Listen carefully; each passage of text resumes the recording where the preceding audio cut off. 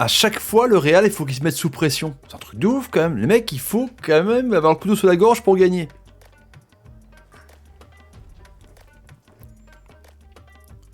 Salut à tous, footeuses et foot de la famille, c'est Thomas, victoire du Real, 2-0 avec Benzema, un doublé, comme en 98 à la Coupe du Monde, 2 buts de Zidane, 2 buts de la tête aussi pour Benzema qui qualifie donc les merengues en 8ème. On verra le classement lundi à midi en direct sur la chaîne les frérots.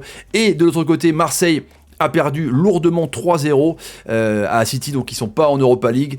Donc les amis, on va voir ça ensemble dans une deuxième partie de vidéo avec tous les classements complets. Restez bien attentifs jusqu'à la fin les frérots. Combien ça vaut la qualification du Real? Merci à ceux qui like les amis, ça aide vraiment la chaîne à progresser tout le temps. Merci pour ceux qui le font. Et le bouton rouge abonné et la cloche pour ne rater aucune vidéo. Bientôt 170 000 abonnés.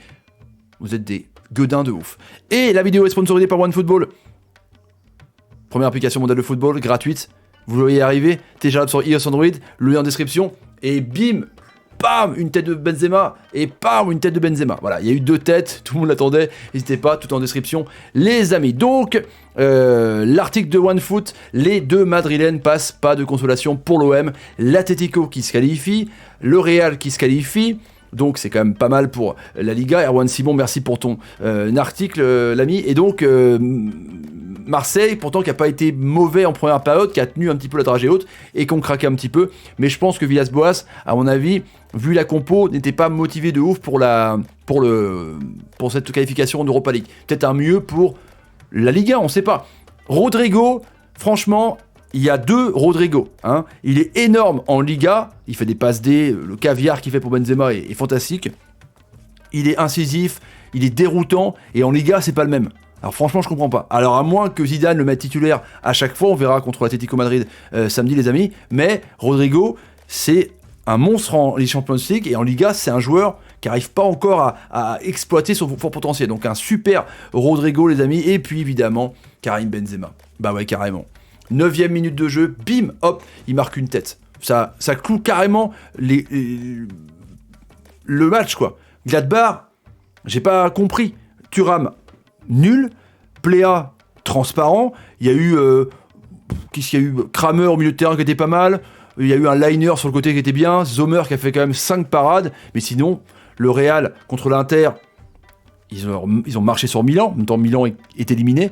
Là, contre Gladbach, ils ont marché sur Gladbach. Donc c'est pareil, c'est un Real à 2 visages, qui n'est pas non plus dramatique en Ligue 1. Ils ont gagné contre Séville avec ce petit but d'1-0. Mais en Champions League, il y a quelque chose qui se passe en tout cas.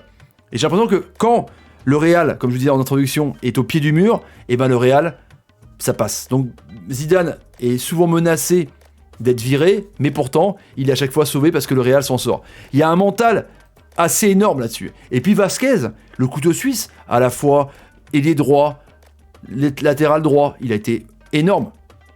Il a fait un poteau en plus, Benzema a fait un poteau aussi, mais le premier caviar qu'il fait pour Benzema est magnifique aussi. Hein. Il a plus qu'à le mettre comme ça, Karim.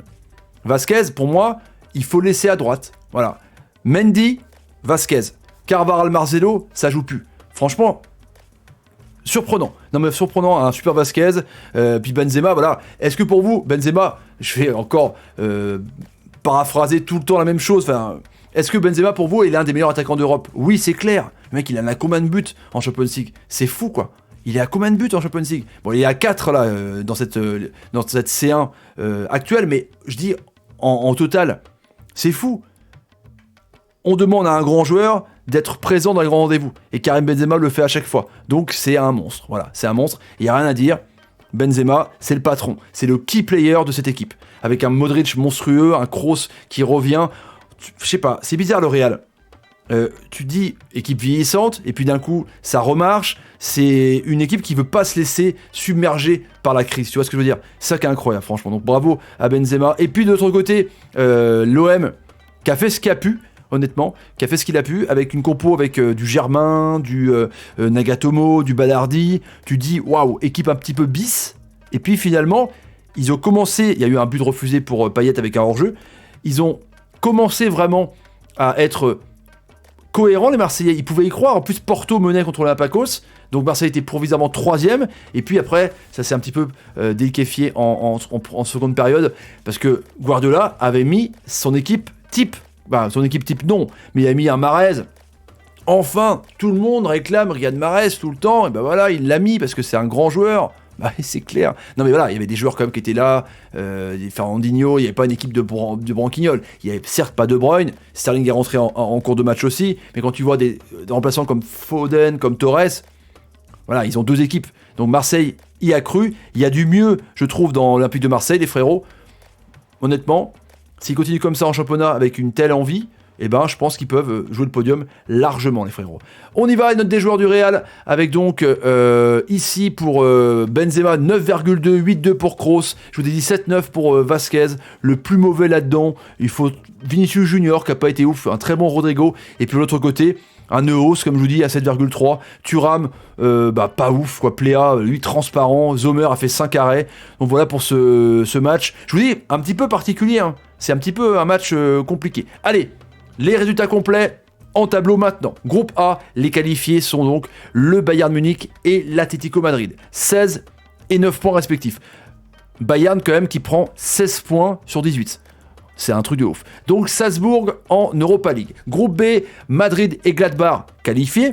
Gladbach, même en perdant, est qualifié puisque l'Inter n'a même pas été capable d'aller faire quelque chose au Shakhtar. Mais Shakhtar, c'est une grosse équipe aussi. Donc le Shakhtar en Europa League. Groupe C, City, Porto, ça on le savait. Olympiakos en Europa League, donc Marseille, rien. Groupe D, Liverpool, Atalanta, Bergame qui a été chercher sa victoire et sa qualification à l'Ajax. L'Ajax en Europa League, il y aura un beau tableau en Europa League et Midtjylland qui a fait quand même match nul contre Liverpool pour le petit pousset, c'est quand même assez intéressant. L'autre classement, groupe E avec Chelsea-Séville, donc ça on le savait déjà évidemment.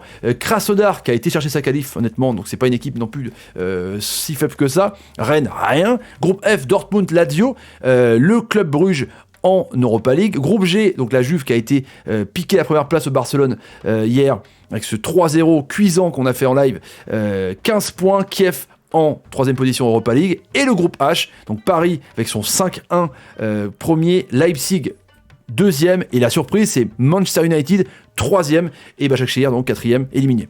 Manchester United en Europa League, les frérots. C'est quand même de ouf, hein. On a un Shakhtar Donetsk et un Man U en Europa League. Il y a quand même vachement de challenge. N'hésitez pas à liker, partager la vidéo sur Twitter, Facebook, Instagram, Snapchat et OnePlay, le réseau social de football. Tout est en description, les amis. Le petit like qui va bien. Je vous retrouve demain pour Celtic Lille en Europa League. Un match, tu vas me dire pourquoi ? Pour la première place, c'est important, pour pas justement se taper une grosse équipe comme Man U. Et ouais les amis, allez je vous laisse, salut, et salut. C'est fini pour ces poules Champions League. Rendez-vous lundi midi pour le tir le soir de la Champions League. Bye carrément, ciao.